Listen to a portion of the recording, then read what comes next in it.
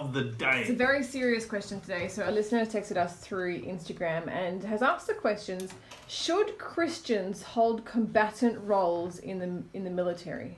Yeah, now that's an interesting one, and this is one in which I'm sure there are going to be many people who will vehemently agree with me and many who will vehemently disagree with me.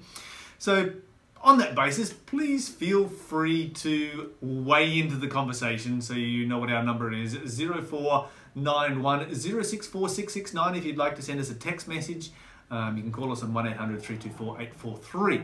However, I'm going to present my view on this in a very simple way. The Bible says in Exodus chapter 20, as a part of the 10 Commandments, thou shalt not kill. Now, that means that as human beings, we don't have the right to take another person's life. We have to ask ourselves the question, why? Why is it that a human being has no right to take the life of another human being? And the answer is very simple. As human beings, we can't read a person's mind. We can't judge another person. When a person dies, their opportunity for salvation ends at that particular point. And their probation is closed. And so if we take another person's life, what we are doing is we are cutting off their opportunity either for or against salvation. We are making that decision on their behalf. And God says, no, you don't have the right to make that decision on their behalf. And this is why the Bible says, thou shalt not kill. I mean, there's a host of other reasons why as well, but this is a very important reason why God says, don't go killing other people. The question that arises is this. Should it just be in cases of murder, or should it be actual killing? Thou shalt not kill.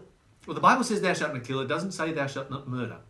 And then the question arises, well, what about all of those times in the Old Testament where God's people went to war and they killed lots of other people? Doesn't that give justification for people to join the military today? And here's what I would say to that. Throughout the Bible, Old Testament, New Testament, nothing changes.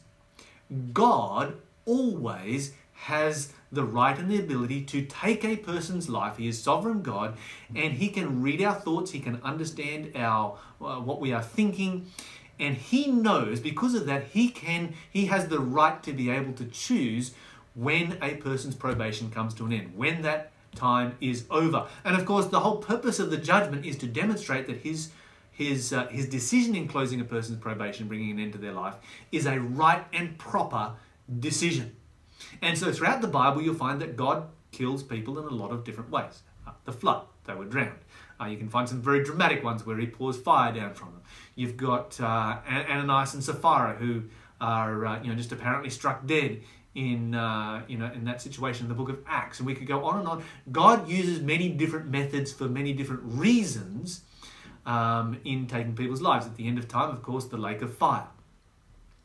Now, the important thing is that God is the one who is doing this. And under the theocracy, a theocracy is government by God, where God would communicate directly to the nation of Israel, either through the prophets or the priest or the judges and so forth. Then God would sometimes use other people, in other words, the nation of Israel, to take the lives of others. And so you only ever find this coming through under the theocracy, where God is in control and God is giving instruction, where this takes place in a righteous manner. And so in effect, yes, they do go to war. No question about that. But they are going to war under God's instructions. My question is this: if you go to war today under Scott Morrison's instructions, or if you go to war under Donald Trump's instructions, or somebody else like that, whatever part of the world you come from, are you doing that in a righteous way? Is this God-directed? And how do you know that the other person on the other side isn't praying just as hard as what you are praying to the same God? This is a question that we need to ask. And I would say, no, we should not be involved in the military in combatant roles. Now, the person particularly want to know about the Air Force, and I would say that flying is just incredibly fun, an awesome thing to do. And there are many great careers in flying. And if you enjoy some adrenaline flying, there are those opportunities as well. So go for it, go hard. Great career to get involved in, but I would not be involved in taking other people's lives. Thank you so much for answering that, Lyle. If you have a question, give us a call, and we will answer that on a Faith FM question of the day. The number, of course, is 1800-FAITH-FM. And Lyle, just before we